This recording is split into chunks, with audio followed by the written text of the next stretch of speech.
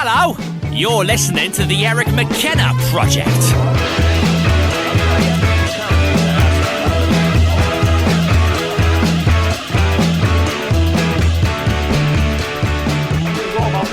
It's not about the money, it's about the art. Fuck that. Hello. It's not about money. It's about what, Eric. then? It's about being a bloody punk. You think? Here we go. So Here we go now. So I know.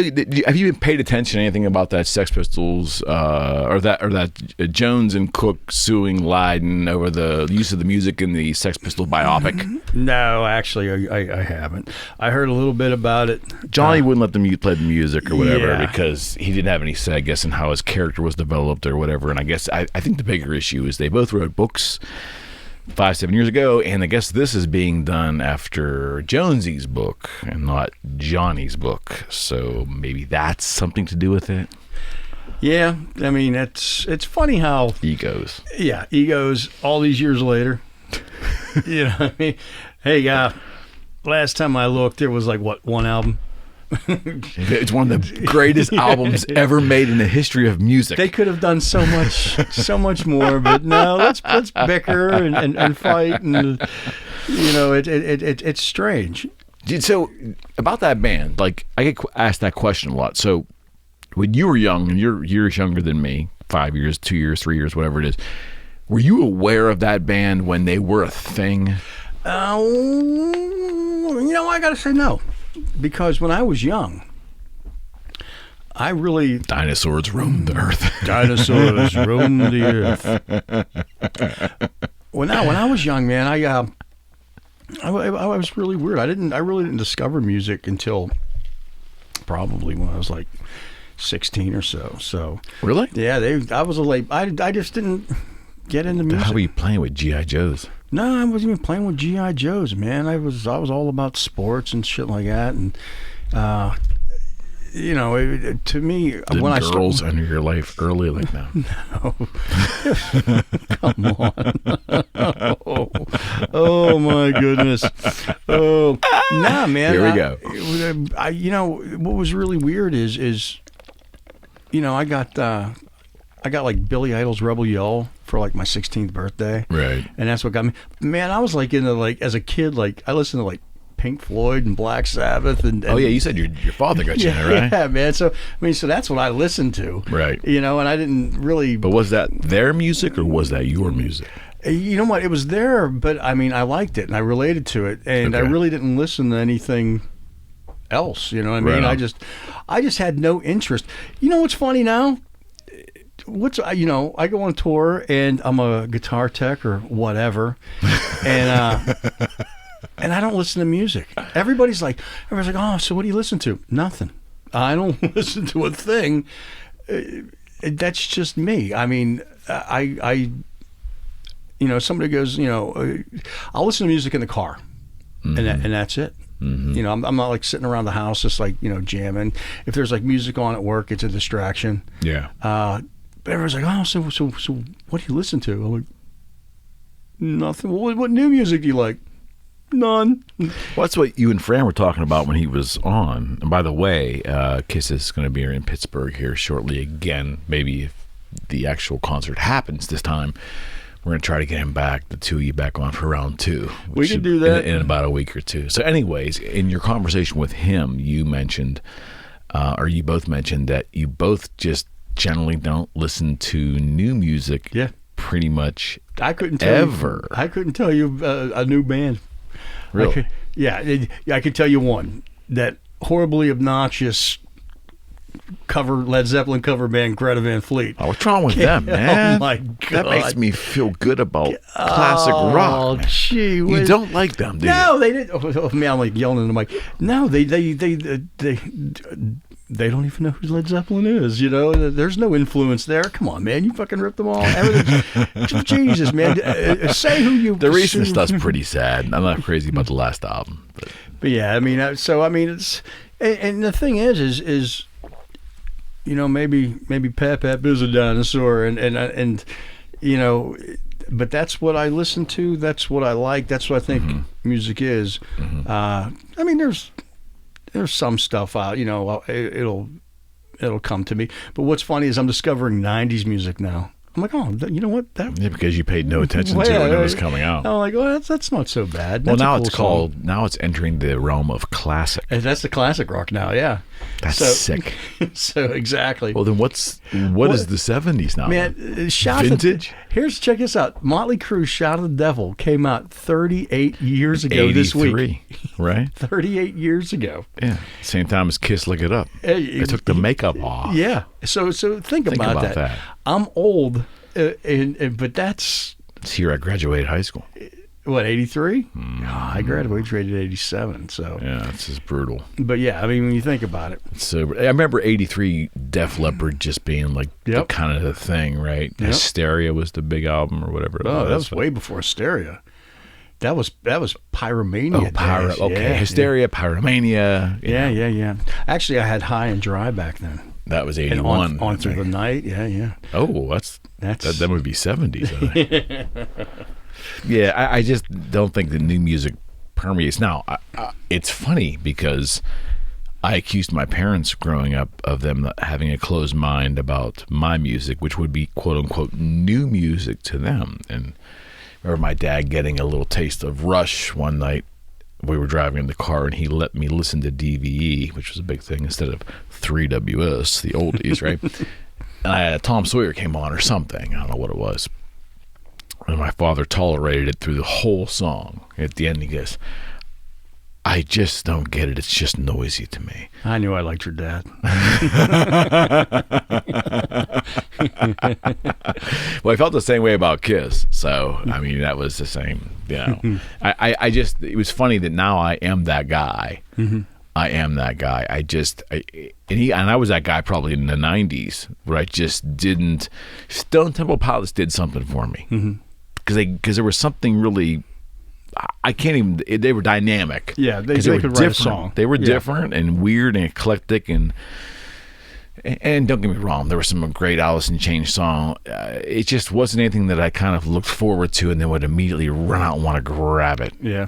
So I became that guy in the 90s and I just been new music devoid. It's just who I am. I'm ashamed, but that's the reality. I'm still living in the 70s and early 80s. Yeah. I mean, I don't know. The information that you received as a kid in regards to new music, you said your parents really were into it, right? So you got your dad? Yeah, my dad. And so you, as practically a newborn, were sitting there with a Pink Floyd record. You were sitting there with a Sabbath record. Yeah. So at what point or what band or what era of your life or your childhood could you look back and definitively say, my music entered my life at this point? Yeah, that first Billy Idol record, man. I was like, man, that was the first record that I owned. And it was great as my sister owned Quiet Riot, 83. Mental Health. And here I am That was with, brutal, wasn't it? and here I am with, Rebel Yell. And it just, there was just something about it that whole album, No doubt. And, and pull your freaking skin off your body was so great, right? And meeting those guys years later, and he's the same, right? Oh yeah, and Steve Stevens, just seeing that cat, he's an amazing guitar Talk about player. an unbelievably underappreciated guitar player. Exactly. Am I right? Yep, absolutely. I mean, yeah, and Idol is still the same. I mean, he looks great for his age. He hasn't really. I mean, he's just the same. Yeah. Yeah, that's he's done well. I mean, I don't know what he's done in the interim, but I'm saying he aged, staying in character and doing all that stuff. Yeah. But so you're saying it all started with, like, for me, it's well documented, a 76 Kiss and Rush the same day, 2112 and Destroyer, that just, poof, 10 years old, boom. But, which horrified my folks, quite frankly, because it just, but that's what I needed. Yeah. Because I was listening to the Who and the Stones and Fleetwood Mac and the Beatles, a little bit of the Beatles. The point was that wasn't my music. I dug it because it was better than listening to the Osmonds. Yeah. right? True. But you're saying it wasn't for you until the 80s. Yeah, it was for me. Actually, I mean, I just had no interest in it, and that's really weird to say, and then right because about that, you heard too much of it from your dad, maybe. It's hard to. I mean, it's still like that today. I could take it, I could leave it. It's just background noise to me for a lot of things. My musical tastes have changed. I mean, it was soon after that I discovered the Sex Pistols and stuff like that. Just because it was. Now here I am, suddenly wanting to hear different music, and they were brash and kind of abrasive and Just kind of. Just a little bit. Just a little bit. But, and that was funny because if you look at it, if there was, I'm 16, starting to get into music, and, you discover Zeppelin. Well, I already had Zeppelin, but you have like Motley Crue and Rat. Right. And so you have like the 80s metal coming out, and, I kind of went that way, and then, start listening to Deep Purple more, and it's just like, wow, this is totally different because I always had Deep Purple. Yeah, but that 1984 Perfect Strangers record really brought, it was a fabulous record on its own, but it brought a lot of new fans absolutely into their camp. And then they had the live album, which was even right better.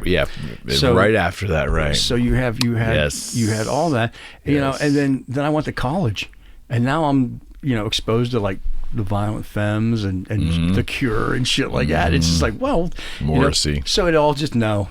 Did he ever get laid? That's always the problem, I think, with Morrissey. Like his angst is all because he just never got laid. Never got laid. You're not gonna get laid if you fucking whine all the time. Right. But yeah, so and then I had that metal. I did the Friday Night Metal Mixer on WVCS at Cal U, and the thing is now I discovered Slayer. Slayer and Motorhead and stuff like that. It's just like, wow, this is a whole different thing. So everything hit me all at once, and I laugh that these are still the same bands that I tour with now, but also in there was a great love of the resurgence of the blues with Stevie Ray Vaughan. And now I'm hearing Stevie Ray, and I knew of Buddy Guy, but now I'm listening to Buddy Guy and Robert Cray. So my music's all over the place. Yeah. And it still has the Pink Floyd, Sabbath background. What about that? When did the whole Link Ray kind of Dick Dale kind of like surf music? Always. Did you get that from your folks? No, not they. Like Hendrix, they never hear that surf music again. If that's from Third Stone from the Sun, he says that in Third Stone from the Sun. I don't know where it came from. Okay, I have no idea where it came from. But that music's always been the music in my head, and it's crazy. Just to say it, I have no idea. But at the time, I didn't have access. Maybe that's why I didn't listen to music, because that's the stuff that I wanted to hear, and they didn't have any Beach Boys records. They didn't have anything like that.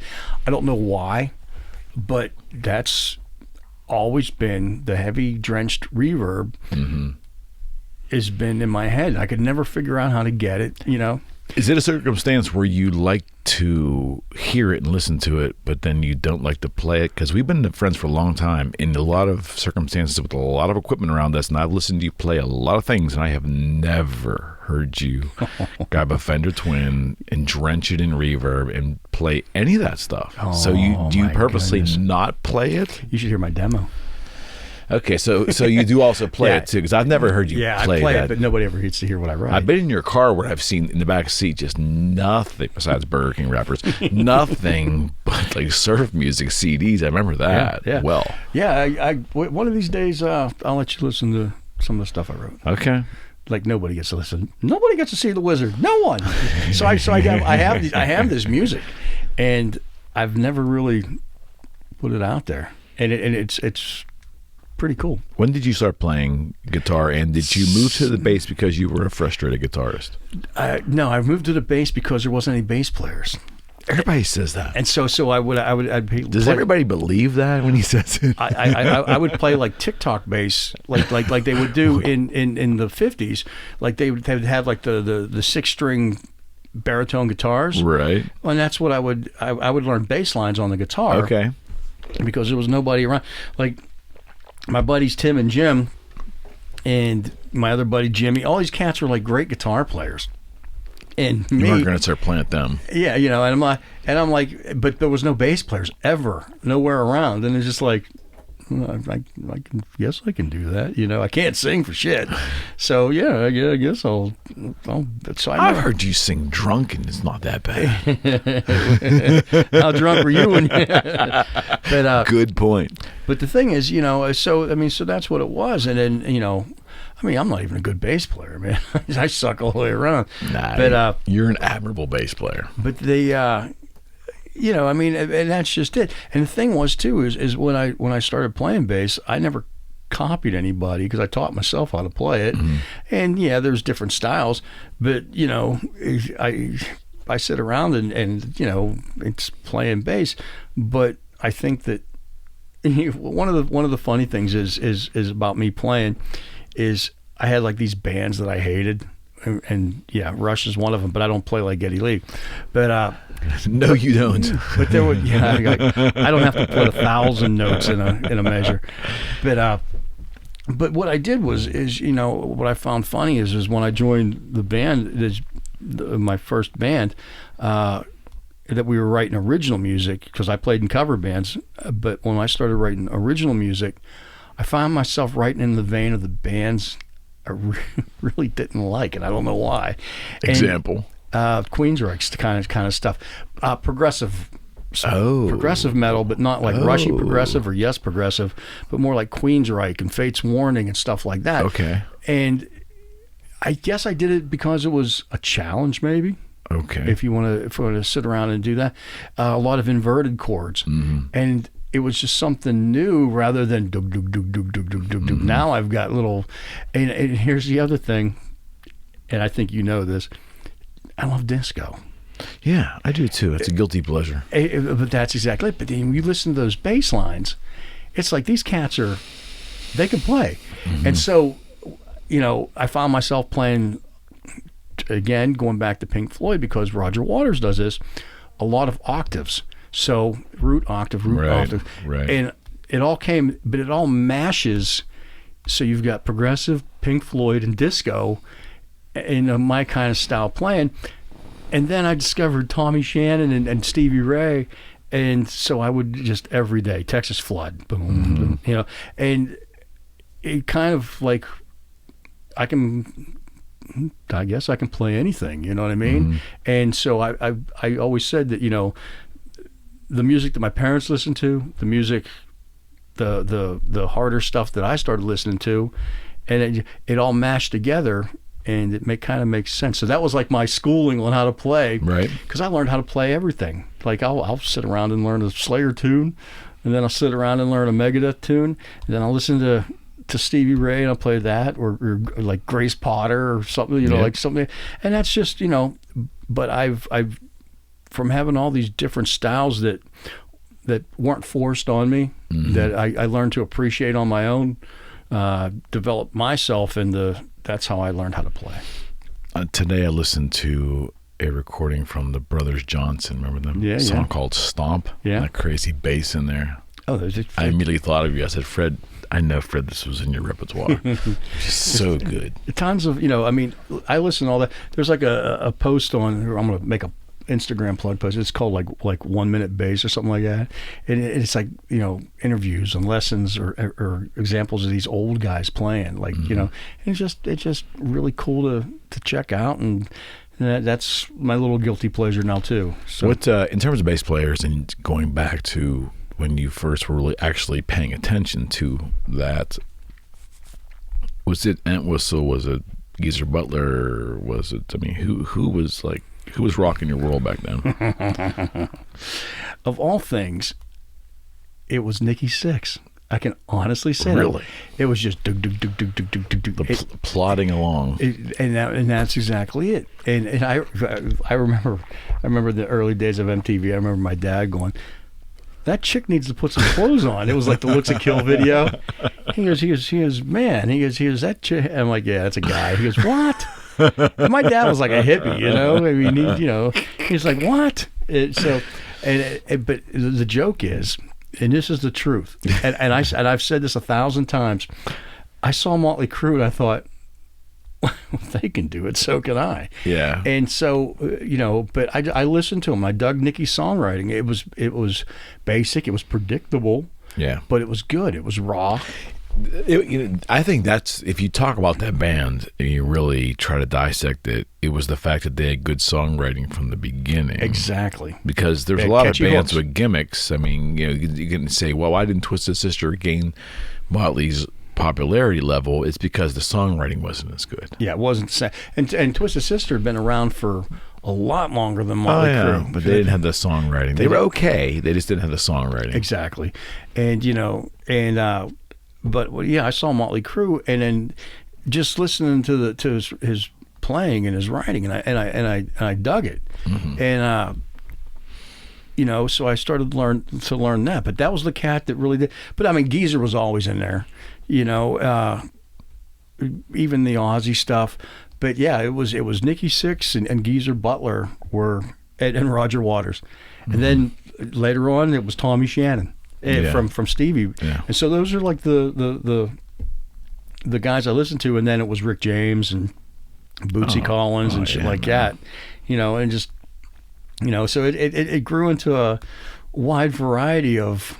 And I never tried to copy any of them. Yeah, you were never a big modern jazz guy, but were you aware of Stanley Clarke? Oh yeah, Stanley Clarke. Yeah. Okay, because I know it's more up my alley, but him and Al Di Meola on two different fronts, just mind-numbingly good. Oh yeah, and that's the thing too is you get these cats that are like out on the fringe that are like incredible. But they've reached commercial success, but not like the wide audience like they should. Because the genre they're probably exactly. They're pigeonholed in a small genre. Stanley kind of crossed over. He did soundtracks and I think things like that got him more main. George Duke, I think the keyboardist, he did a couple recordings with him. I think Stanley Clarke might have a couple other more pop-oriented albums in the 80s, but no, you're right. It's that genre. They get pigeonholed into that genre, and it's hard for them to escape it, but Geezer, what turned you on about Geezer's playing? Because I don't think the doom comes from him. The doom comes from Iommi, right? Yeah, it was that distorted bass. And then when I discovered Lemmy, I knew of Motorhead, but I never listened to Motorhead. Man, when I heard, I'm like, I remember it was. Was there really a lot going on there though, outside of the tone? No, it was the tone. It was the attitude. It was. My God, this thing. It sounds brutal, The Ace of Spades. Oh my God! And what's funny, man, is I make that sound when I play. I'll never use it. I have no application for it when I play. But man, I'll sit there and I'll just put it on and I'll go to town and when I feel like it, and it's nasty distorted bass and it's just like it's fun. And I heard Gene Simmons said listening to Lemmy was like listening to two dinosaurs fucking. Dude, it was there's just something about that tone, man. It's awesome.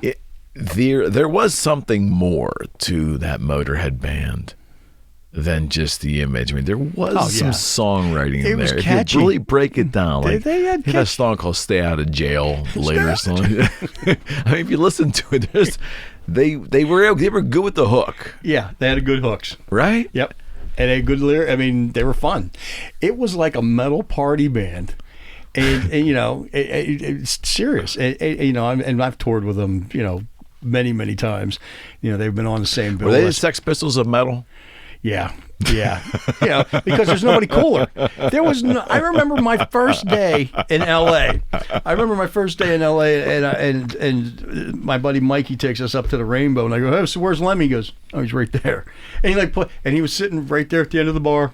There is that documentary about him that was done a couple years before he passed. If you've not seen it, you've got to see it. It shows how just normal He was his a life was. normal, fun guy. He lived up around the corner. Pack rat. He drank in the apartment, right? dragging his bar. But he was always great out on tour. And even at the end, I mean, I knew him back in the Aussie days. Yeah. And then we did some tours with them with Megadeth and stuff like that. But he was Just sitting there playing that poker machine. He was all fun, man. The Pac-Man machine, whatever it was, Pac-Man. But one of the fun things is I remember. How about his shorts? Remember, like he wore those real high jean shorts. Oh, dude. His ball sack hanging out. I don't remember the shorts, but I remember the jeans and the jean jacket. Well, it was just like total. No, cool. there's pictures of Lemmy for many decades out in Los Angeles. We cut off jeans jean shorts. all the way up I mean, like chick shorts. Yeah, like Daisy Dukes. Yeah, that was like a thing for Lemmy. Yeah. I mean, I wear them too, so my balls hang out too. It's because I'm old now, and I shouldn't be wearing them. Oh shit! They're more like board shorts for me, but my balls still hang out. Yeah. Rubber banding them babies up. Yeah. All right, answer this question. Who invented heavy metal? Ooh. I realize we're going to piss a lot of people off here with this answer, but man. Well,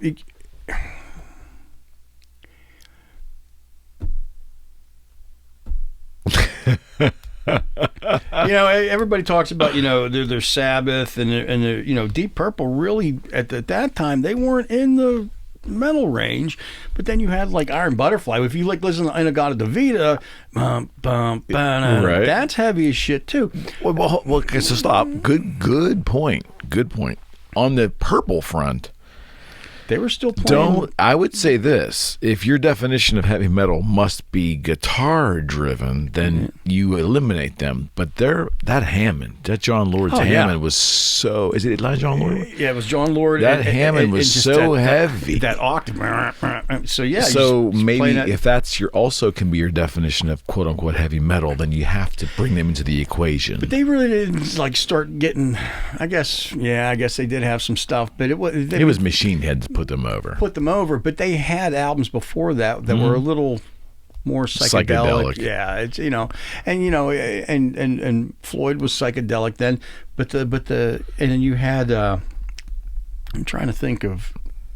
Well, let me ask you this: I've heard the following, and you tell me what your thoughts on this. I've heard people say that Link Wray invented heavy metal. Link Wray, yeah, I mean, he's but I think the true definition of the devil's chord that comes with Sabbath, man. And that's exactly it. Yeah, on the song Black Sabbath, and if for anyone doesn't know what we're referring to, is that it's the song Black Sabbath when Iommi plays the flattened fifth, which for whatever reason in medieval times and for many, many centuries prior to that will get you stoned, killed, murdered, or at least banished from the town.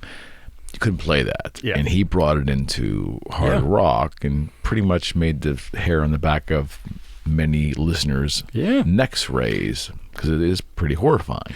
I remember, because again, like I said, I didn't discover music till I was in my teens, and I remember sitting around for Christmas and my dad bought me Black Sabbath. I mean, Santa Claus brought me Black Sabbath, and Black Sabbath Paranoid. And I remember sitting around Christmas morning with my family, put on the new records. So you're playing like Black Sabbath. And I told Oz that, we're sitting in the dressing room one day and I said, man, I told him, one Christmas my dad bought me Black Sabbath and Paranoid. He goes, sounds like you have a cool fucking dad. I was like, yeah, he was, he goes, you're sitting around listening to Sabbath on Christmas morning. I'm like, yeah, sounds like you have a cool dad. Yeah, I don't know where the Link Wray thing comes from, but I hear that from numerous people. Obviously, it's not tone; it's probably the attack of the guitar. Yeah. Who played heavier? Who played harder, him or Dick Dale? Who played the guitar harder? That's a good one, man. I think both had giant, massive, pig attack, bridge cable strings on there. But man, that's a good question. the energy of Dick Dale, though, man. I just. He had the whole attitude thing. Well, Link Ray did too. I mean, there was something to the personas, but there was right? something about Dick Dale that pushed that attitude a little bit, that made him king of surf guitar. You know what I mean? Yes. Yeah. Yeah. Yeah. I always wanted to know, or have a scientist or psychologist or someone explain to me, what is it about quote unquote heavy metal that was so offensive to people? Because it definitely is. Is it really the fact that the sound is harsh to the human ear? Because now it's, I mean, a great bar chord or a great open chord through a Les Paul into a valve amp can be the most beautiful sounding thing that I've ever heard. But to the untrained ear, to someone who doesn't listen to that regularly, I guess it could be considered harsh as hell. Yeah. Right? Yeah. Well, the thing is, man, is with metal became, there a lot of imagery came along with it. You know, again, you have the devil's chord. You're saying if that didn't happen, it might not have been viewed the same way. Yeah, I mean, you got to look at Hendrix, man. He had tons of distorted guitar, but he had a psychedelic, happy image. You got to think about. Interesting. If you think about, that first Sabbath album, you've got a church and a witch, then the next one you got a dude all paranoid, was that a picture of Bill Ward? I don't know. On the skateboard with the helmet. I have no idea. It's some dude in like pink and orange and a helmet and a sword and hey man, that's paranoid, all right. Bad acid trip. But the thing is okay. That's it's that kind of imagery. Like a horror movie theme kind of thing, right? Exactly. Like I said, Hendrix played The Who. They smashed it on stage, and they were ungodly loud, and power chords because it was powerful. Yep, but and you could call that metal as well, but it wasn't Sabbath as we know it. It wasn't that kind of metal as we know it. So maybe the imagery, because here's an interesting thought that I would have once in a while for decades. So your parents, or my parents, didn't dig all the crazy guitar. At least my father didn't. He pushed back on all the crazy, distorted, loud, obtuse, crazy guitar stuff, right? Because it wasn't what he was used to.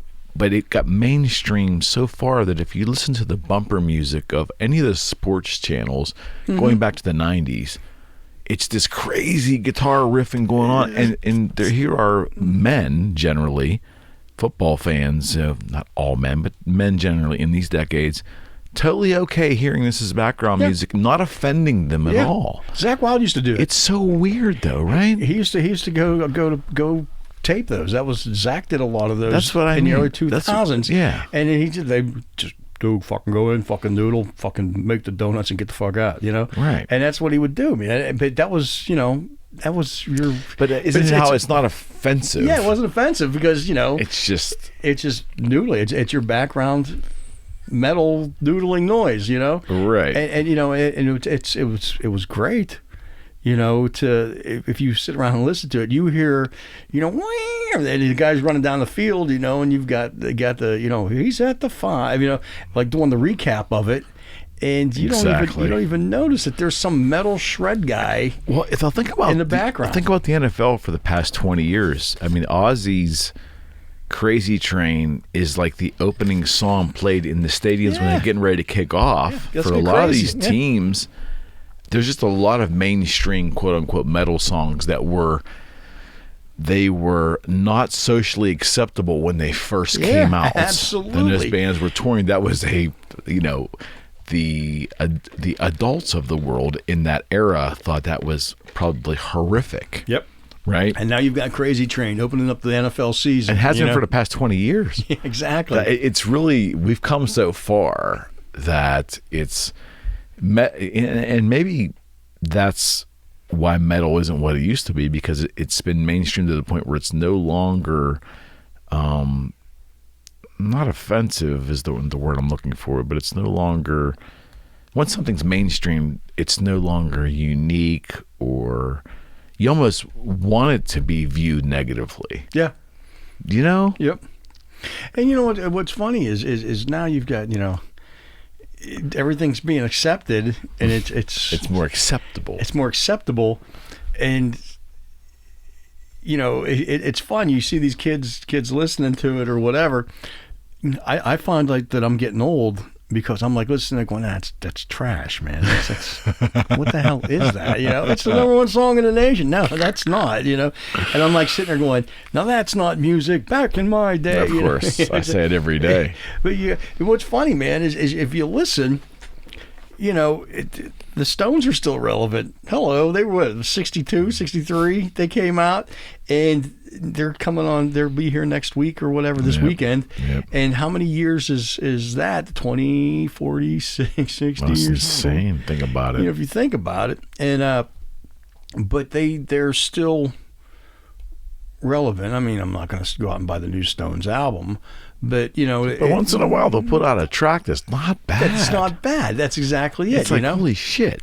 And it's just like, that's the joke.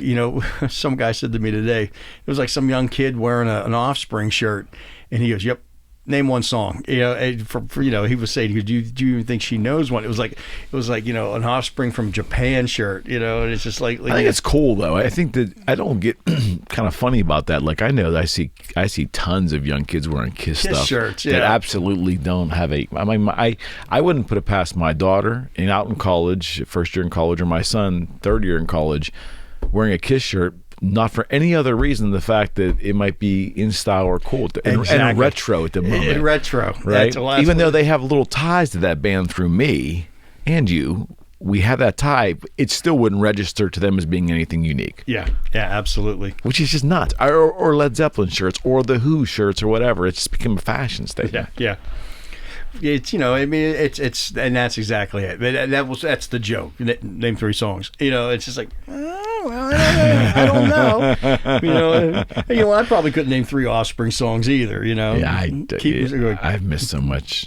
Do you ever feel like you might have missed out on a lot of great music because you just didn't take an interest in expanding your palette? Because I think I have. Yeah, I say that. That's my discovery of 90s music right now, that it's like, oh, that wasn't so bad, or why didn't I ever hear this then? And it's just, again, at the time we're occupied with things, and we like what we like, we get in our groove, and as you get older you start to appreciate things a little bit different.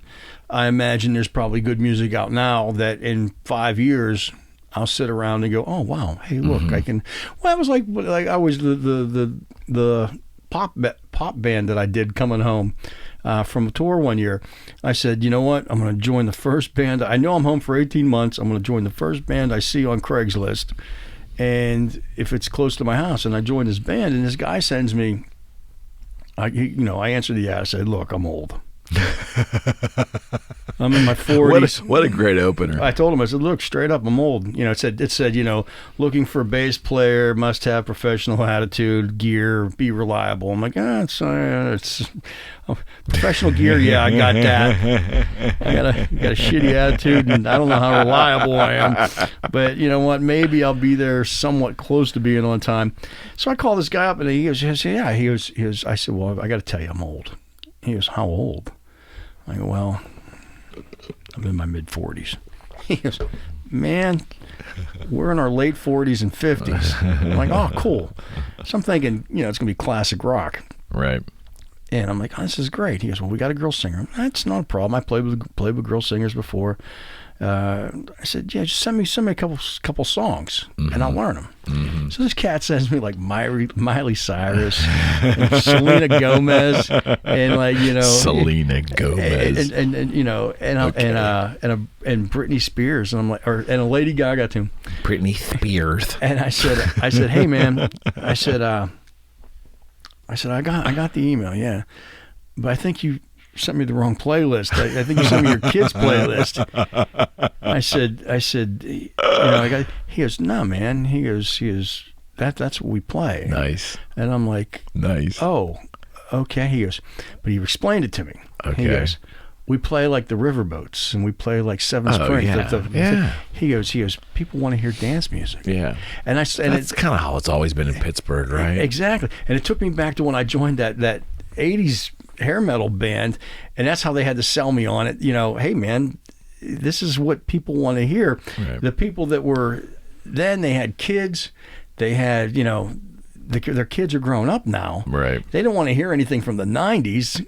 He goes, their kids are growing up. They're finally getting back out. They want to hear stuff that they're used to. Right. So I was in this 80s cover band, you know, and it was great. It was a hair metal. So these cats sold me on that. And I had a more appreciation learning Lady Gaga songs. Oh, yeah. Because they're good. They're fun. Yeah, agreed. And, agreed. You know, we did Wrecking Ball, and we just like literally we made it a heavy version of Wrecking Ball, from Miley Cyrus, and you know, but it was fun. Mm-hmm. So you know, I got a deeper appreciation of you know. In the end, it's songwriting, right? Exactly. I mean, in the end, that's the core of it all. Yeah, and what it comes down to, a good song's a good song, no matter what. And you're gonna laugh. So I'm going to the airport the other day, and I'm on. I must have landed on 96.1 or some local station in Pittsburgh here that pop, and it said Eminem, and I know no songs from Eminem. Not that I dislike the guy. I don't have any opinion because he was never on my radar. I was into other things. And there was this song about, like, he was saying that he was back, and I guess it wasn't one of his original hits, but it was one when he was making a comeback or something. Now, I know it was a big hit because I'm vaguely familiar with it. So I listened to it the whole way through, and I'm going, I know why people like this, because it's like an earworm. It's got a good hit, and for what that is, that whole rapping thing, he's got a talent for really throwing these words together and doing it. I get it. It's not my bag. I wouldn't choose to listen to it. But I didn't want to turn it off because once my head started bopping to it, I'm like, I get it. It isn't offensive to my sensibilities. Yeah. I don't mean offensive to be offended. I'm saying it doesn't attack my music sensibilities, where some stuff does. It's a good song. Yeah, it's a good song. Here's the joke. It's in my CD player right now on that song. What is the name of that song? Without Me. Okay. Yeah. So that I was like, wow. So, but I feel, anyway, I had that moment when the song had completed that very possibly my rigidity has robbed me from experiencing one hell of a lot of music that I just never gave the time of day. Here's the joke on this that we're talking about it. I bought Eminem the other day. Mm-hmm. I bought Beastie Boys. Mm-hmm. So I missed them completely. Well, that's what it did. I missed them. But I went up to the Rock and Roll Hall of Fame, and these cats the Beastie Boys are in the Hall of Fame, you know, and I started thinking, so I started just expanding because I'm older now. But yeah, you know, I got that. I got, Jen's got me hooked on Amy Winehouse. Oh yeah. Oh my God. There's this whole different thing. So that's what I bought. I bought Amy Winehouse lately. Well, it was Lady Gaga, Amy Winehouse, Beastie Boys, and now Eminem. And I'm discovering different things that I missed. Right. So that's kind of like what's funny because, you know, Amy Winehouse, but I'm learning these Amy Winehouse songs to you know, possibly play out or whatever when I have time again. But it's a whole different thing. Yeah, that's a whole. I mean, she was something, man. Oh, amazing. And I didn't catch I missed on to her it too. until she was well gone. Yeah, it's exactly, and that's the thing. Is you know, we're talking about misses. I missed the boat on that, and it's awesome. You know what else I've done too? Like some of the legacy bands that I grew up with that I really loved. On their newer stuff in the 90s and 2000s, although very sporadic when they would put things out, like Rush is an example, and I don't expect you to appreciate it, but there were Rush albums from like 93 on, that 3 or 4 of them, 5 of them, that I just never even bothered going in there because there's so much to enjoy from the prior, right? Yeah. But once I got bored and started diving in, there's 2 or 3 songs per recording that I'm like, wow, this is like really, it might not have been commercially successful for them. I don't know, maybe, I don't think. But there's still good songs But on man, I'm like, wow, I robbed myself of just same old, same old. Mm-hmm. By doing the same old, I robbed myself of like expanding my palette. And that kind of disappoints a little bit because spending time listening to, I'll go down these weird rabbit holes with experimental jazz and things, which I guess maybe that's my interest. I don't know. But I was open to all that stuff and finding a lot of crap amongst the nuggets. But I really didn't even go mainstream rock from like 94 on. I just kind of I was hearing bands, knew of them, but it was like, nothing was turning me on. Yeah. I'm the same, man. I don't, it's, in 10 years you'll discover all these bands now that that's what I'm doing right now. Like I said, those last few albums, Lady Gaga, Amy Winehouse, Beastie Boys, Eminem. Does it blow your mind like that a 23-year-old kid or a 20-year-old kid can go into like a Pink Floyd album and just immerse themselves and come out in the year 2021 and come out and just be blown away? Well, that music stands the test of time. And again, it's all down to songwriting. Those songs are classic. You gotta think, man, and I hate to say it like this, those Beatles and Stones songs from the 60s, they were written by kids. Mm-hmm. Sympathy from the Devil's written by a 20-some-year-old kid. Mm-hmm. The Beatles. Some people point to that song as the start of heavy metal. I mean, that's man, solo. Yeah. It damn well could be. And, if you want to get down to it, it's got the devil imagery, sympathy, but it's written by a kid. The Pink Floyd stuff, written by kids. So these guys, they were there's their songs stand the test of time. Same with Zeppelin, man. I mean, they weren't kids, but they were in their 20s. Right. They were studio pros. You know what I mean? These guys they paid their dues, but they could play, but they could write a great song, and those songs still stand the test of time.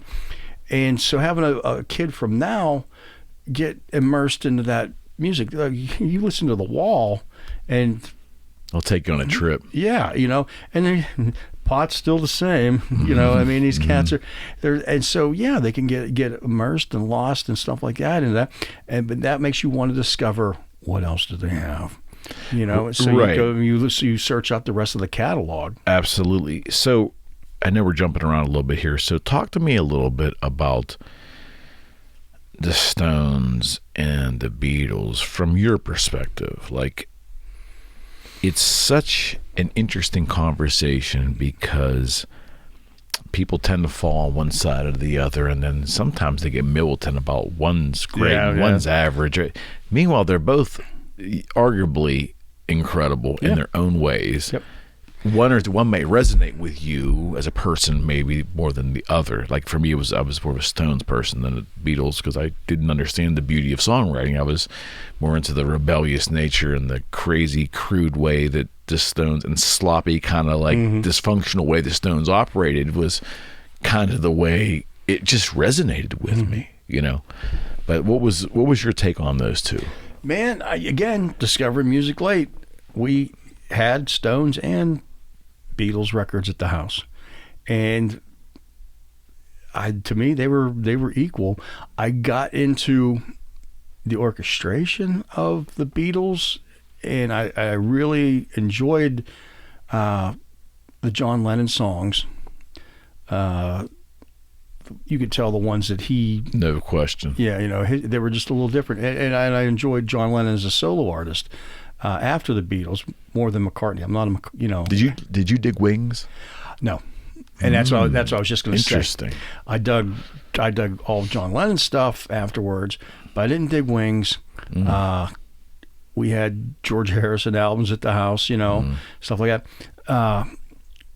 But as for the Stones, they blues based and they were good, but they were diverse as well. Not as diverse to me as some of the stuff that the Beatles were putting out. If it comes down to it, The Stones didn't write beautiful melodies. That's what I was just about to say, man. You knew They it. wrote raunch. They wrote rock songs. Beatles Yes. wrote across the Beautiful universe. melodies. yeah. Which could be played harder and adapted for radio or whatever you want it to be. But there was a beautiful melody there. There was a lot of stuff done on a 4-track, which was amazing. Which is funny about plugging my stuff that we were talking about earlier. Everything I ever did was on a 4-track, man. And Well, it's really all you need if you do it right. well, that's exactly what it was. So there's multiple layers, and that's how I taught myself how to record back in the day. Is you take them, you bounce them, you pan them, and it was the same way the Beatles put all that shit on a 4-track recording, and you just have to do it, and you got to do it right. You know, you got to. There's no room for mistake. So and. It is amazing when you sit and think about how primitive that equipment and the techniques were being discovered at that time. Yeah. But you take an album like the Stones' Exile on Main Street, which I believe came out like in 1972, and the story about how they were exiled from tax evasion. They were in France or wherever they were, and they had no electricity in this place, and they stole electricity and had it wired. But you just hear the organic, raw, analog nature of that recording, but it's so fucking beautiful. All of that is so beautifully done. It was one of those moments, I think, that it's just one of those, like, and Page had a few of these moments too. It was a moment that everything kind of came together, as raw and as analog and as hissy as some of the stuff sounds. Yeah. But in hindsight, it was flipping.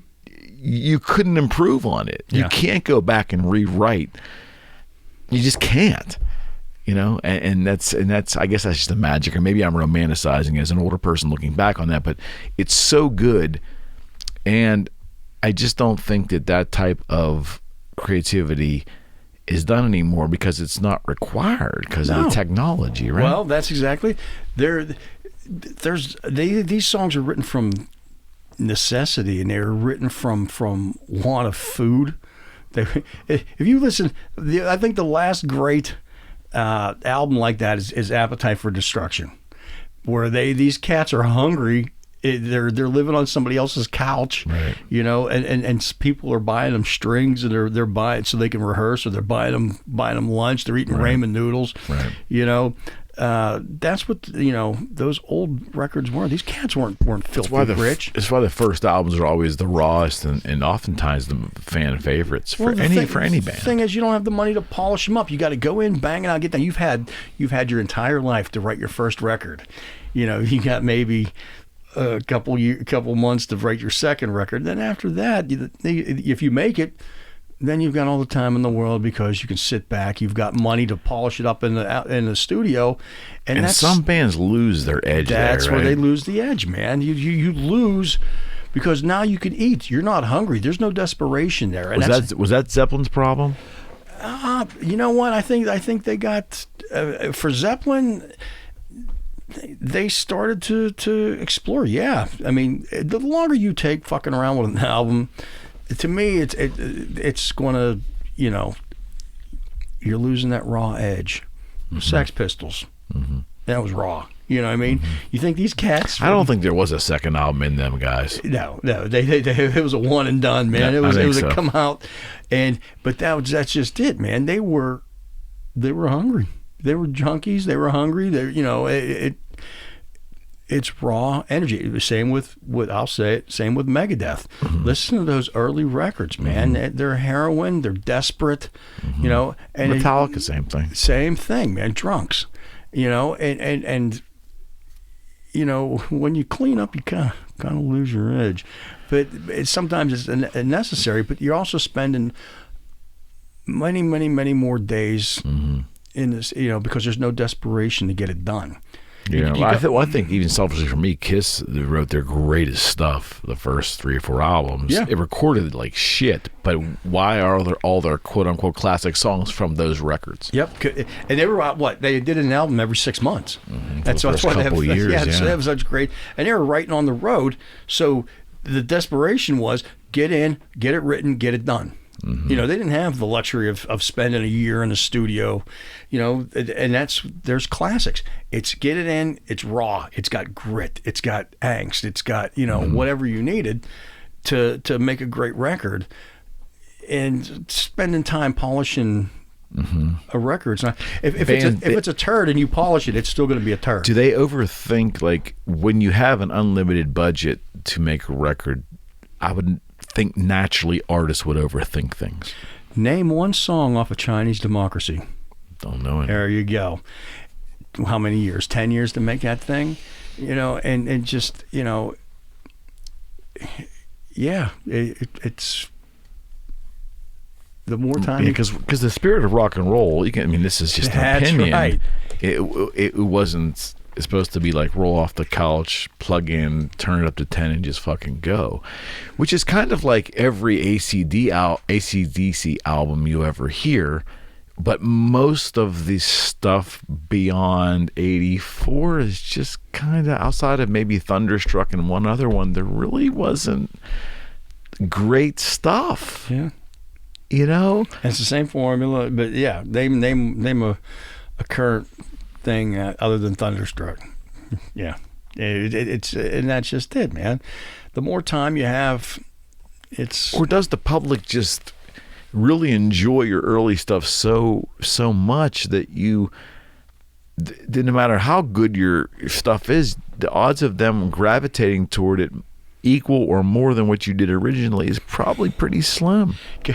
Go to any Skinner show and they'll go, hey, we're going to play a new one for you, and watch how many people go to the beer stand or the bathroom. Yeah, that's pretty much any band. Yeah, it's pretty much from anything. Metal to classic rock to pop. Absolutely, man. Stones, the same thing. Yeah. I mean, I remember Jagger would say something, well, we have to play a couple new songs, and he would see people just running for the bathroom. Now it's time to go to the bathroom. Yeah. You know, I got drugged to a show the other day that I didn't know if I knew I was going to enjoy it, but I didn't know I was going to enjoy it so much. Okay. I went and saw the Allman Betts Band. Oh. And it's Greg Allman's kid, Barry Oakley's son playing bass, and Dickie Betts' son. You know, they got a band. Right. It was really good. Of course it and did. And they played some originals. Some pretty good genes there. Oh, yeah. And these cats have been playing, like, they all met, like, you know, well, of course, backstage or whatever. But they played some Allman songs, and you know, they played some, but their originals were good. You know, and it's nothing that I commercially listen to. I've heard some stuff on the radio. But I was amazed. And just to watch them play. Mm-hmm. And it was great, and it was at Carnegie Music Hall of all things. It's about the size of this room, right? And it sounds amazing, and that's what they kept saying. It's an amazing sounding hall. They should have more stuff there, but you know, it was a great it was a great show. And I mean, it's not like I'm going to run out and buy the album, but you know, but it was really good, you know, and it kept me entertained.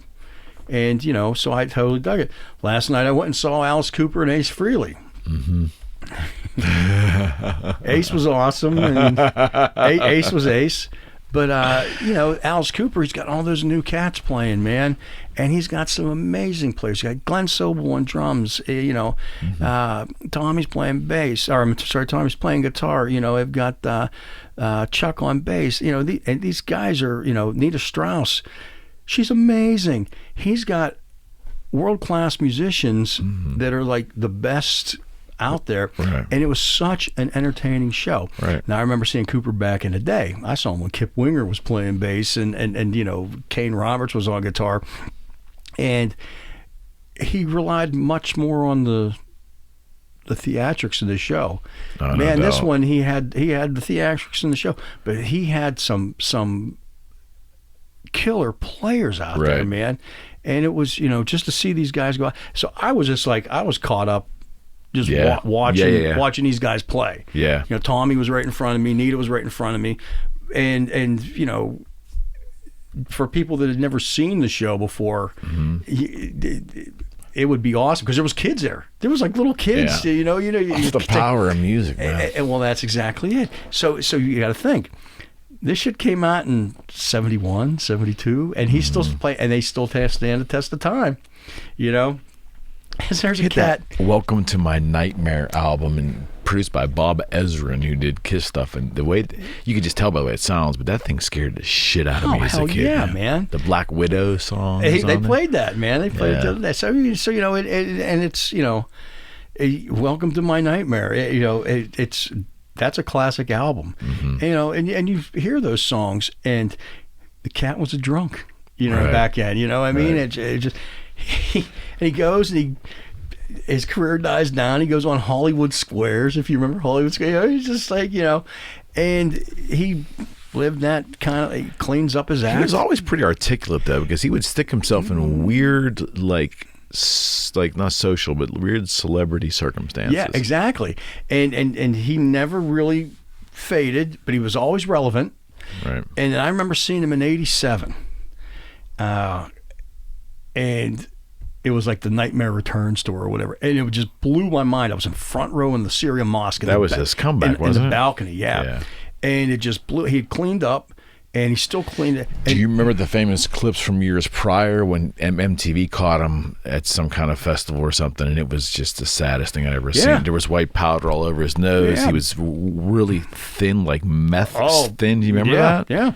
And that's just it. Here's a cat, man, that he goes out there and gives a great performance. He's clean and sober. He's relevant, dude. I'll look it up if we take.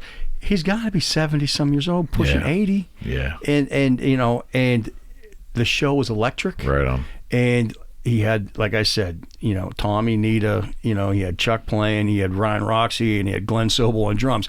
He's got the best band out there. Yeah, he can do that. And Alice Cooper. And it was amazing, relevant music. Right. And even some of the newer stuff, it's like, wait a second, I know that, you know.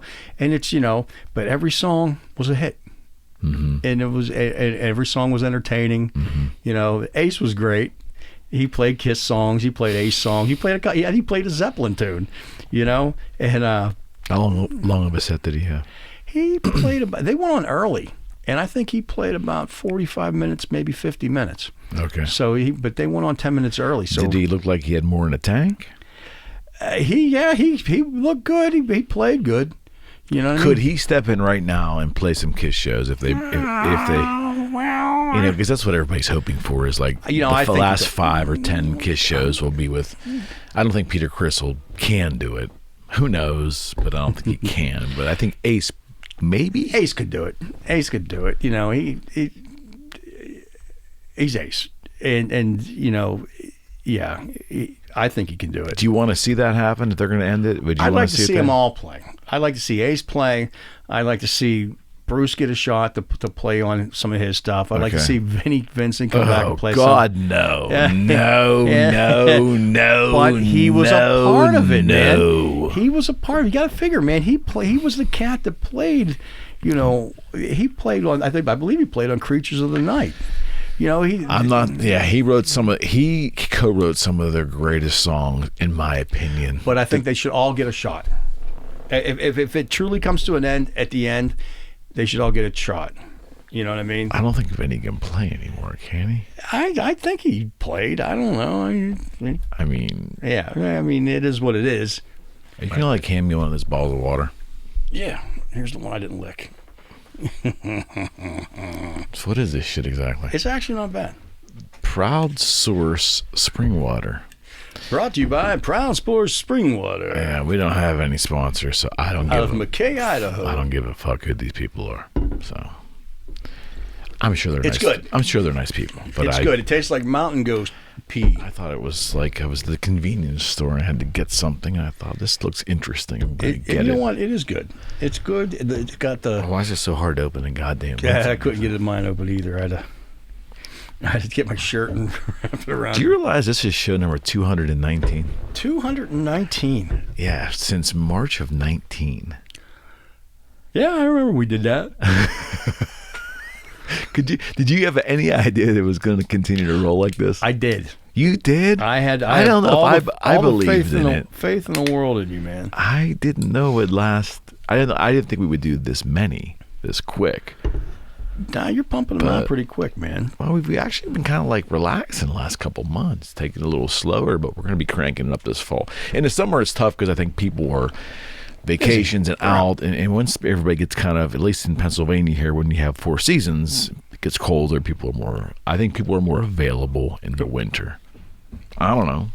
You're never available. I mean, you accommodate, but it's generally through maneuvers and rescheduling and all kinds of nonsense.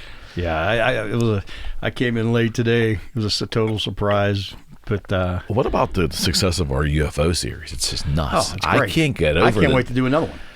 I get the video downloads, the video views is just beyond my wildest dreams because I just didn't think it was going to resonate like that. But the audio downloads for a non-revenue based show is what we are, right? Yeah. It's just nuts. You know what's funny, man, is I won't watch any of my single shows or anything, but I watch the UFO shows. I watch it for James. You know, that cat. It's fun. You know what I mean? He's a walking UFO knowledge encyclopedia. Yeah, so it's awesome, man. So and so I totally dig the vibe we all have together, and it's just cool to go down these roads and just, you know, my thing is just think about possibilities. It's fun to think about what if, or, you know, this doesn't look right, so if this really isn't right, what if these things cause that? That's just, I don't know if it's mind expanding, but that's just fun. It's fun, right? I'll make a confession. I called James one day, and we're sitting out, and we were like barbecuing, and there was a light in the sky, and it was just like went away from. It wasn't anywhere near radio. So I called him up and said, "James, I think there's a UFO." He goes, "I'm doing my kid's homework with my kid right now." So he was kind enough. He was like texting me. He goes, "Well, take a look." So I like did the star map thing, you know, I did it down there, and technically, man, there wasn't. He kept saying, "Well, maybe it's Venus." And I'm like, no, man, Venus is over here. And, you know, so I kept, you know, I'd show him like the sky. But the thing had gone, it was just a little light, and it appeared, and it was off in a distance. And it just hovered there for like ever. And then it was gone. But it wasn't a helicopter. It definitely wasn't a helicopter. It wasn't a plane. And then it just kind of disappeared from sight. But James was kind enough. He's doing homework with the kids and shit like that, and I'm sitting there plotting a star map, you know, going, well, here, over here is, you know, and so it was kind of just so much fun. Oh yeah, and you know, you and Julia, it's really the kind of like the perfect crew. Yeah, it definitely, you know, you got, you know, everybody contributes. And it was funny when I reached out to Julia initially. She goes, I'm fascinated by this stuff, but I really don't know if I'm coming in from a point of expertise. I'm like, oh, no. I'm not looking for that. I'm looking for fun. I'm looking to do it for fun, but also someone that is inquisitive and is interested enough to really dive into it, because we have the expert. It was just, I just think it works, and obviously people are digging it, and it's so gratifying, and we've incorporated now a screen. How'd that go in the first one? Well, it was okay. But we're going to be able to like seamlessly drop in the screenshots during the show, so the audience, when they're watching it, will actually see that, which would be great. We just didn't have it quite ready for the last one, but we're getting there. I mean, it's everything's a work in progress, man. But overall, you know, we're closing in on like 220 shows. It's just nuts. 220, dude.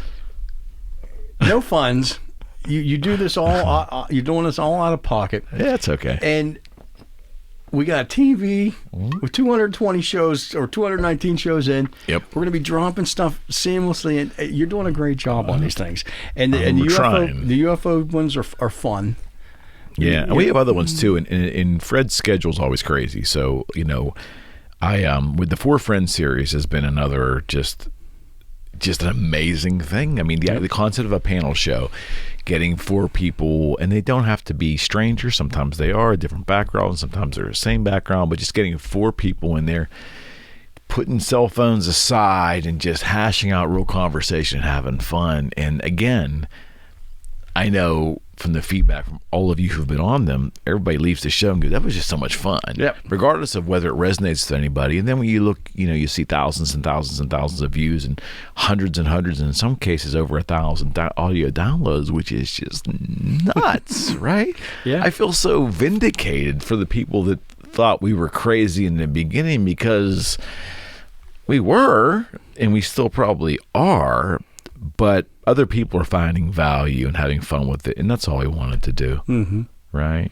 Yeah. I mean, and obviously have fun ourselves, but man, it's just, I don't know. I mean, it was so funny. I had a little moment I'll share with you, and Fran Stuber, my great, and Freddie's great friend from, for 20 years almost now, Paul Stanley's guitar tech, and been part of the KISS organization for a long time, yada, yada, yada. But he was sitting here, and I saw you two guys just cutting up on something, and I kind of sit back for a second, and I said, it really is and has been this amazing journey, starting out pretty much with the idea to do Boogie Street, but when it really kind of took that next step the day you came in to fix that blue BC Rich bass. You remember? Yeah. I do. And then you moved in the next day with cases of Jack Daniels and that road case over there. Road shit's still there. And I'm not giving it back, by the way. I'm still never giving it back. But it's really how that was just a moment where it was a reaffirmation, like, wow, this guy is really here. And we're really doing this. And it all started 16, 17 years ago with Fran and that crew, right? Yep.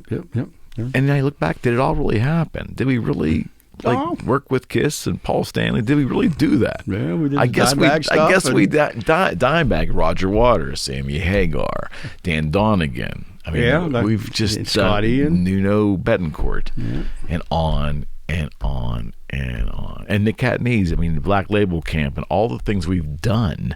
Like, it's still, it's got in. It just goes on and on. And I guess when you're doing it, it's like you must feel this sometimes, like, when you're touring, it's a job, and you're and there's probably moments where you're going, oh my gosh, I've been doing this for 20 some years.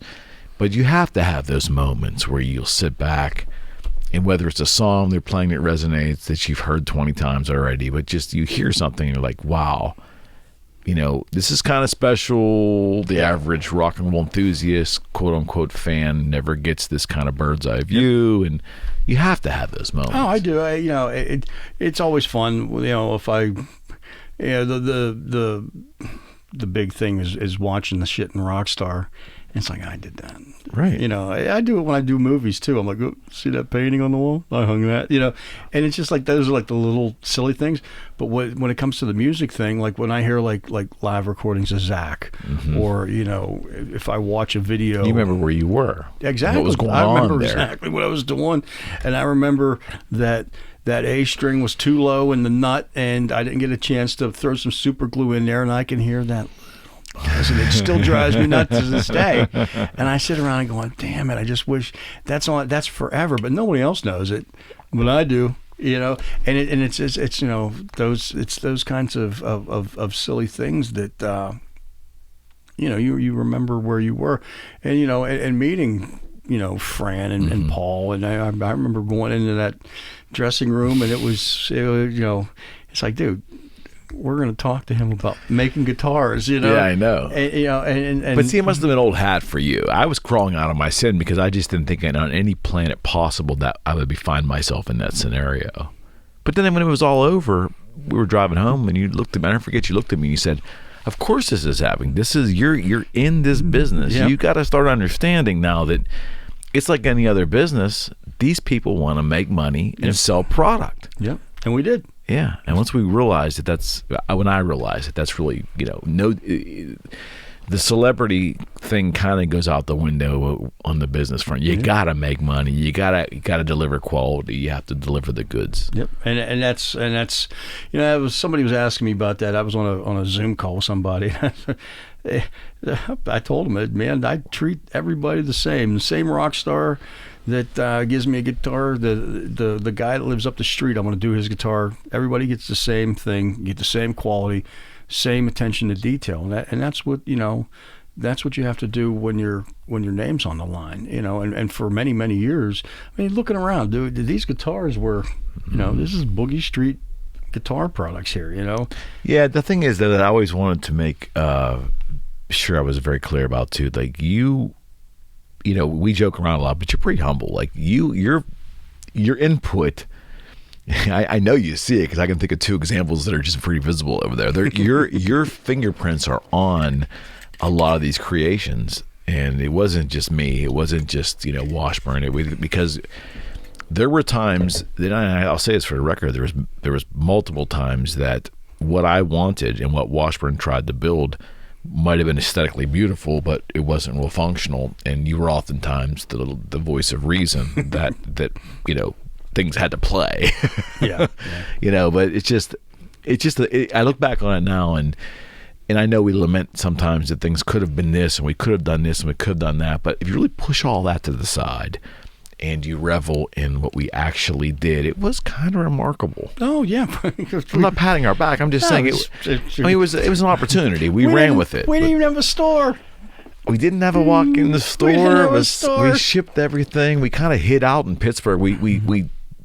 We had numerous opportunities to have the news and newspapers come and feature us and do things, and we turned them all down. We actually ran away from that stuff to try to keep a low profile for security reasons. Well, yeah, of course. You know, and we did it. We managed that.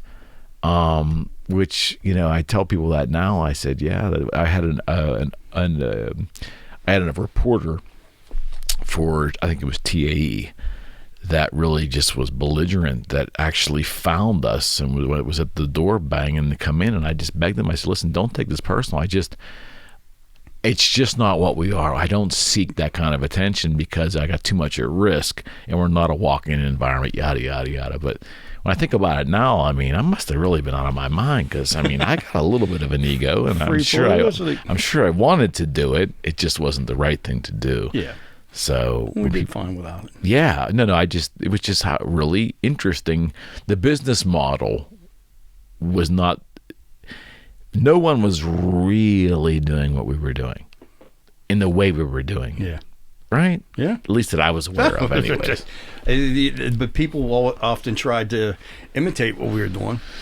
Yeah, there was some really good folks. Remember John and Pat at Funky Monkey Music? They did really, and they were a walking environment, but they also did some limited runs and things, and just really good guys who it was funny. We never viewed them as competition. No, it was always like they were our friends, and they were so cool because they never duplicated what we did. We kept they let us stay in our lane, and they kind of stayed in their lane, and it was good, man. These were good freaking times. Yeah, it was fun. You know, it was a good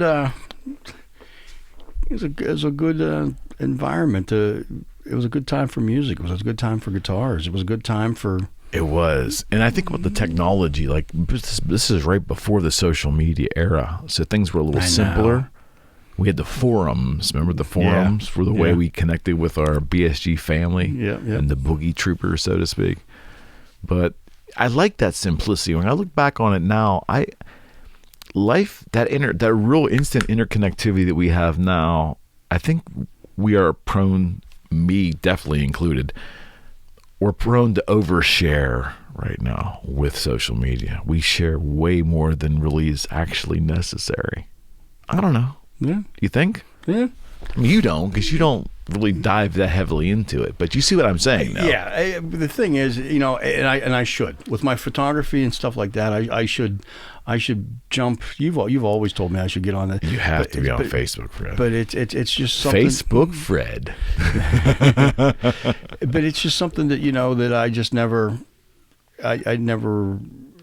Hell, I can't find time to you know, do all the things I got to do in a day now, let alone do keep up with Facebook or have a farm or whatever, you know.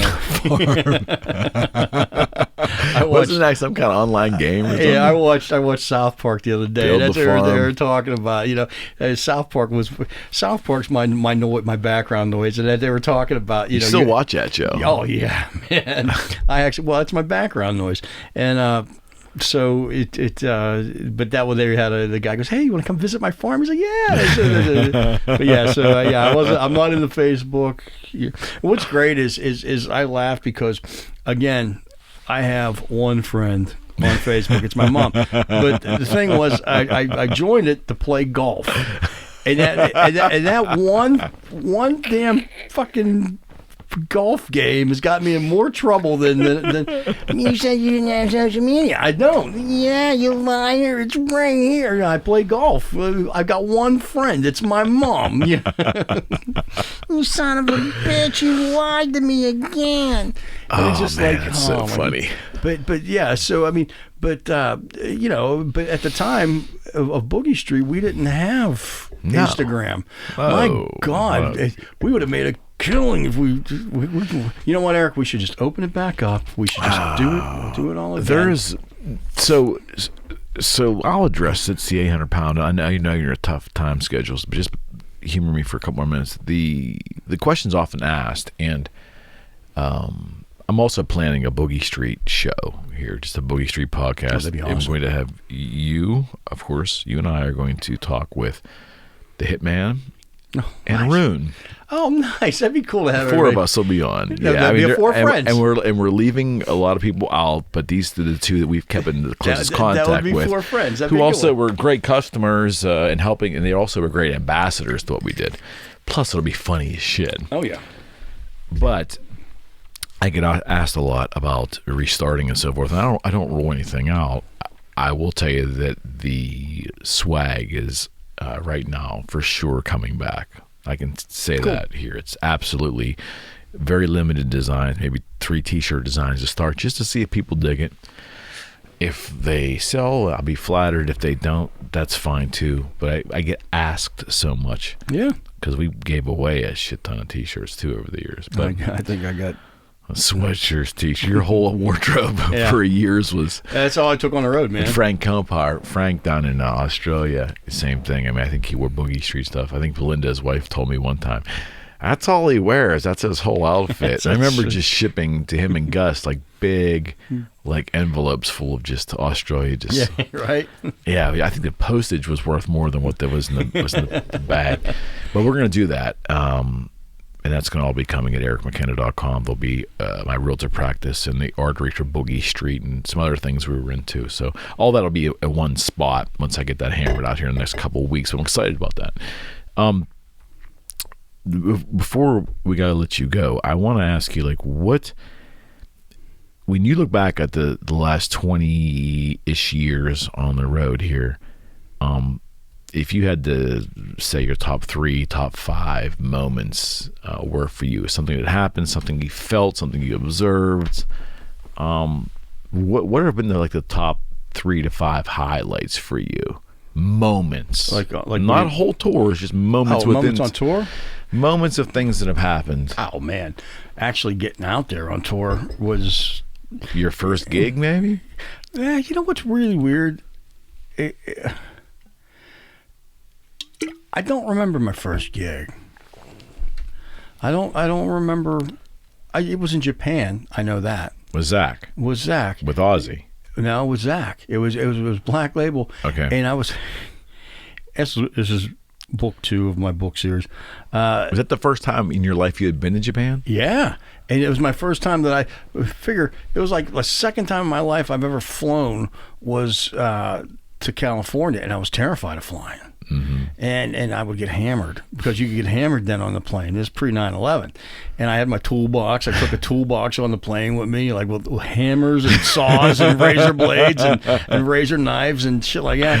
And I'm hammered on a plane. Razor blades. And I just remember I passed out because that's what I did, and because I was. Dude, I just did not want to fucking fly. Yeah. And I get to L.A. and we landed in L.A. It's night. Zach comes and picks us up and he takes us up to where he lived, which is up in the mountains. Yeah, up in the mountains. And I got up and at this time it was in Valencia, and it wasn't built up like it is now.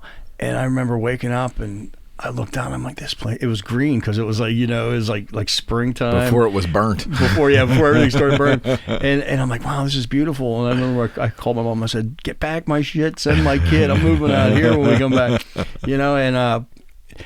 And so I did that. And I didn't really. What the first time you met Ozzy? What was that like? That was a trip, and I just remember smelling this wonderful smell. It was like some kind of really good cologne, and I can't remember. I'm like, holy hell, somebody smells good tonight. Someone's gonna get fucked.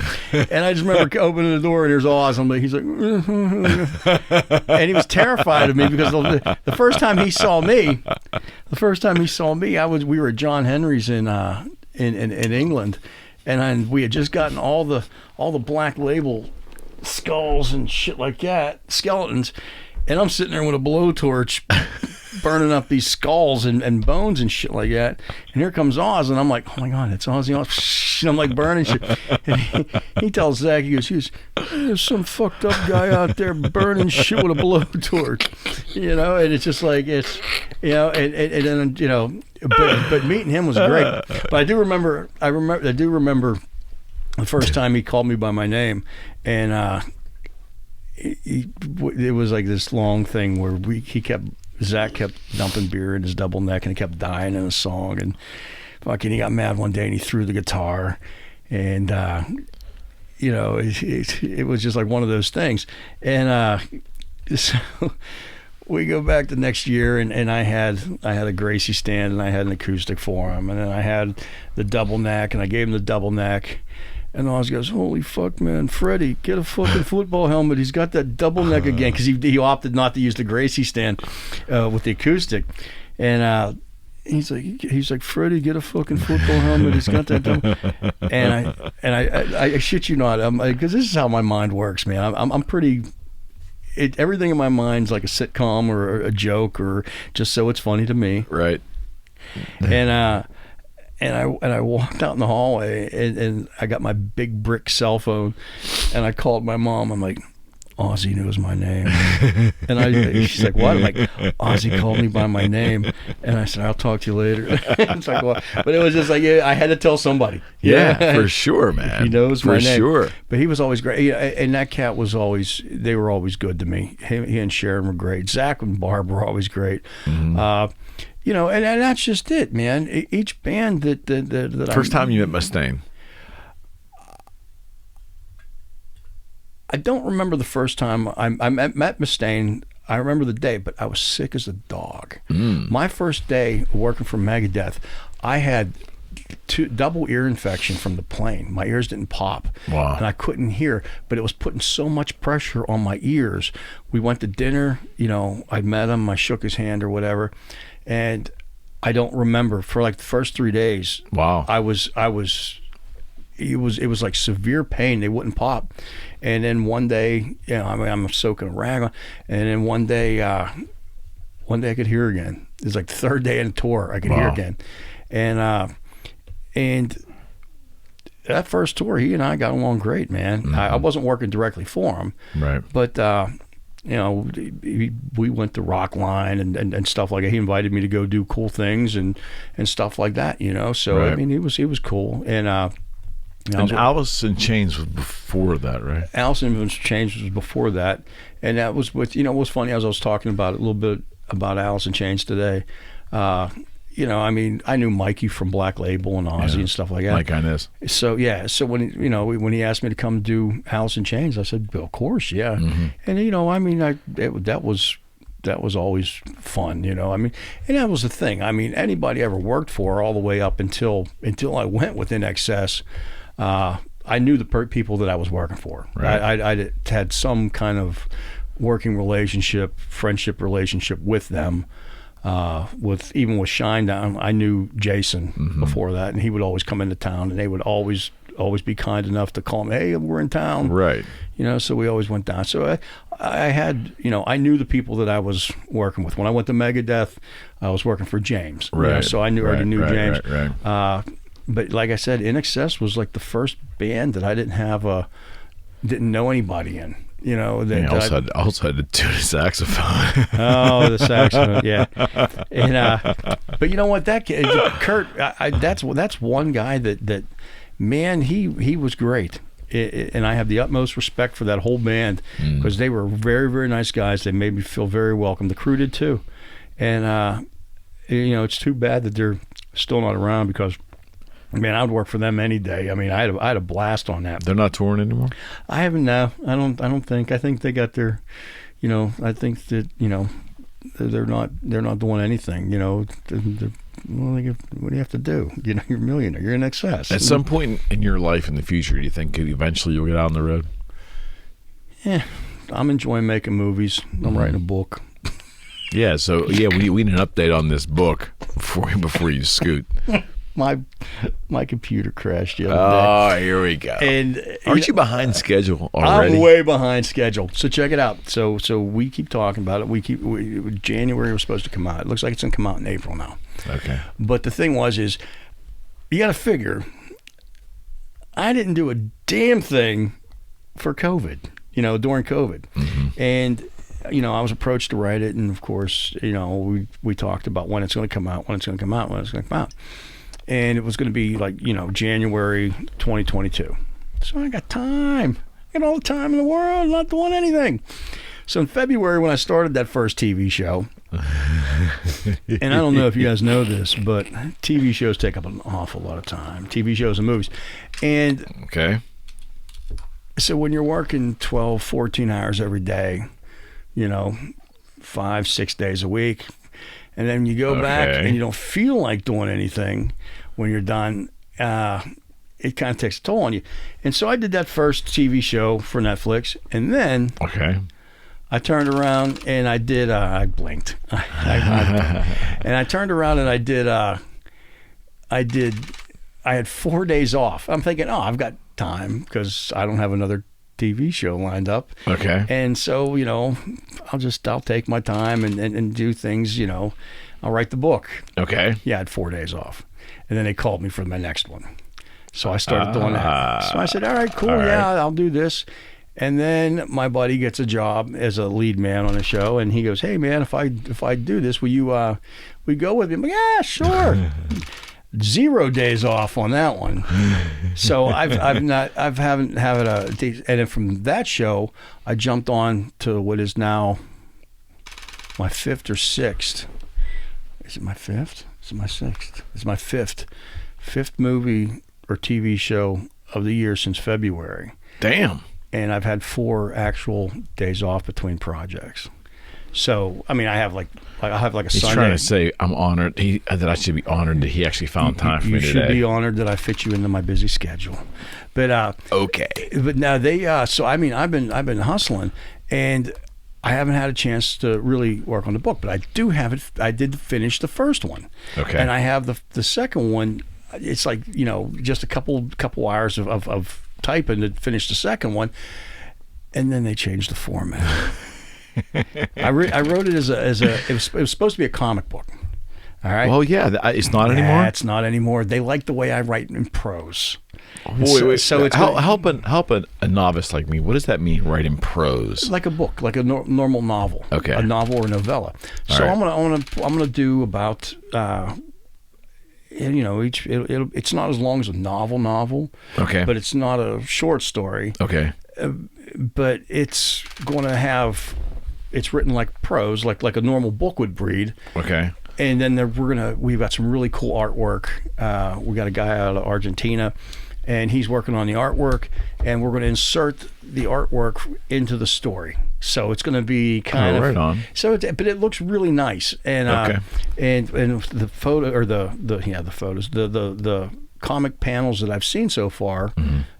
They look great. The illustrations are great. Well, this is probably better anyways, right? Yeah, you know, and I really embraced on it. But the thing is I had the part 2, and then they said, "Hey, can you change this?" I'm like, "Yeah, sure, no problem." So I started doing it. Of course they did. So I started doing it, and I have a great team. You know, everything's going really good, and I must have let this thing open for like 7 days, just writing a story. Okay. And I didn't save it, and it's got an automatic save feature on it. But someone said, hey, you have an update available. Ouch. Would you like to update? I'm like, yeah, sure. And it says, update without saving? And I'm like, yes. And I hit it. Weren't you using Google Drive or something like that? No.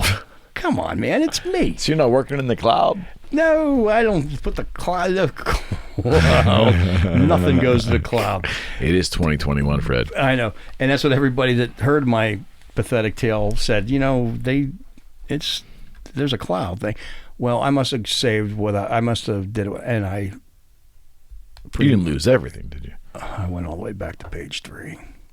Oh, Jesus. Yeah. And literally, I was going to have it done October 1st. I mean, I seriously was. Right. And there's a degree of sickness to your stomach, and I scrambled, man. I tried my phone. I tried another computer. I tried everything to get it.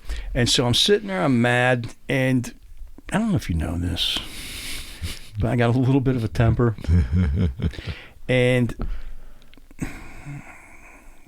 when I explained it, I was like, well, it kind of just like mysteriously just didn't come back. Yeah, I threw the computer, and because it was stupid. Those apples are expensive. They are, and it was on a bed, and that next thing I know, when I booted up, I got the spinning wheel of death. Oh, Christ. The blue spinning wheel of death, and I'm like, no! That's the worst ever. Dude, and that sickening feeling. And then so I'm like sitting there just taking everything and just dumping it to a drive. And it comes up, and then the blue spinning wheel comes back on, and then it comes, and I'm like thinking, man. I bet you use Google Drive now, won't you? I bet you better believe I will.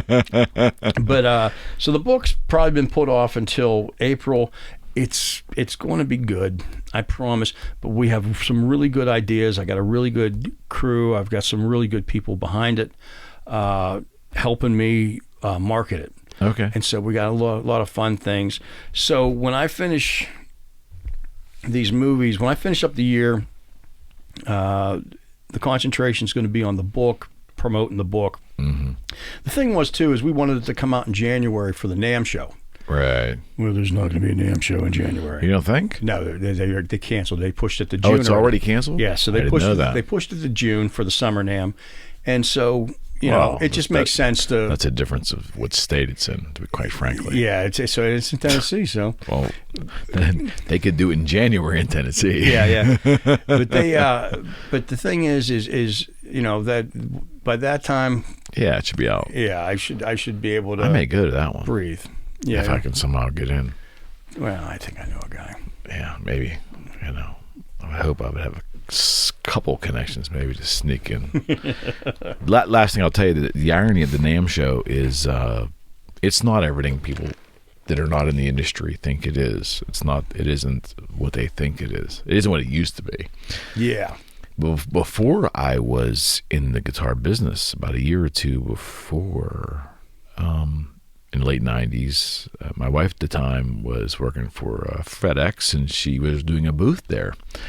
And I just started to take guitar seriously as an adult. So I'm talking like 97. And I went to the NAMM show. I had a pass to walk around as a vendor pass, and before I was ever in the business. And I went there and was blown away as a fan of rock music, just walking past like, hey, that's so-and-so. Hey, that's so-and-so. Everybody was accessible. And it doesn't seem to have the same vibe as it had 25 years ago. Everything's changed. It's got a different vibe now. Yeah. People that used to be approachable are unapproachable. Okay. It's I'm lucky enough that everybody I work with, they're always approachable.